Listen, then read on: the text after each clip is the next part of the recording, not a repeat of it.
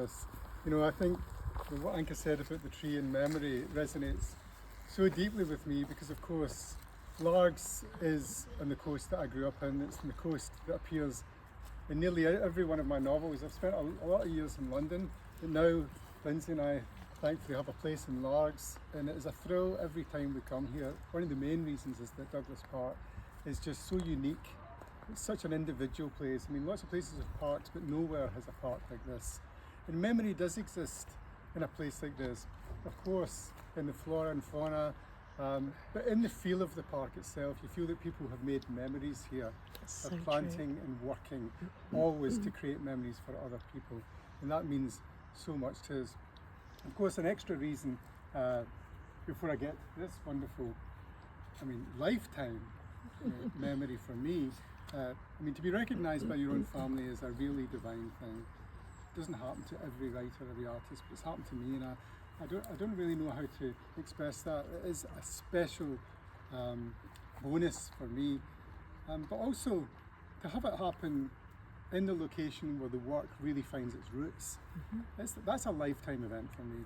You know, there's Booker Prizes, there's TV shows, there's adaptations, movies. These are all fantastic things for a writer, but this is the kind of thing that really sinks its roots right into your memory. So to Michael and Anka primarily, I really offer heartfelt thanks. And to you, the people who really make this park work, the project workers here at Douglas Park, thank you for letting it happen, and thank you for welcoming not only me but the whole community into this space, making it possible. And I know how much work and how much fighting you have to do to keep this the way it is.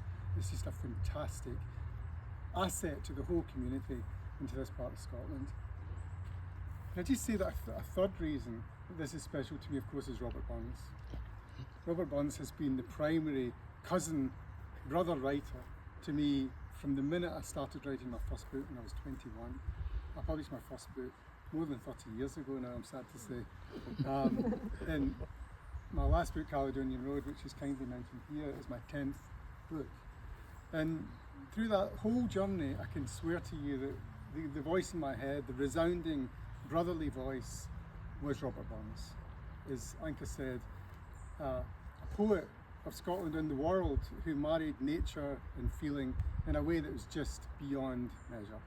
And so to see the replica of Alloway Old Kirk to my right there, and the brig of Doon, of course, commemorated for all time, much like this tree, commemorated for all time in his masterpiece, Tam O'Shanter.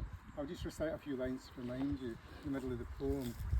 My friend here was just trying to get me to decipher some chalk-written words from the poem that had been washed away in the rain, and thankfully, given that we're celebrating memory today, I had them by memory.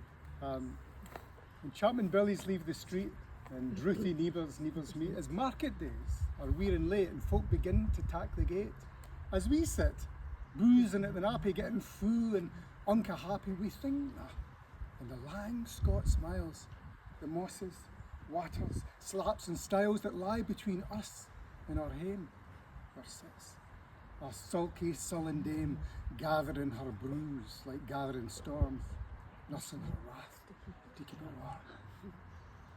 This truth, found honest Tam O'Shanter, is he for e'er ane night did canter. All there, whom ne'er a tune surpasses, for honest men and bonny lasses. So what can I say, ladies and gentlemen, but memory, literature, trees, friendship, community, family, permanence. All these things come together in one special event, this wee event today. It's just magic to see you all here. Thanks for letting it happen. And thanks again to Michael and Anka for being so thoughtful and for giving this tree to the park and giving this memory to me. Thank you.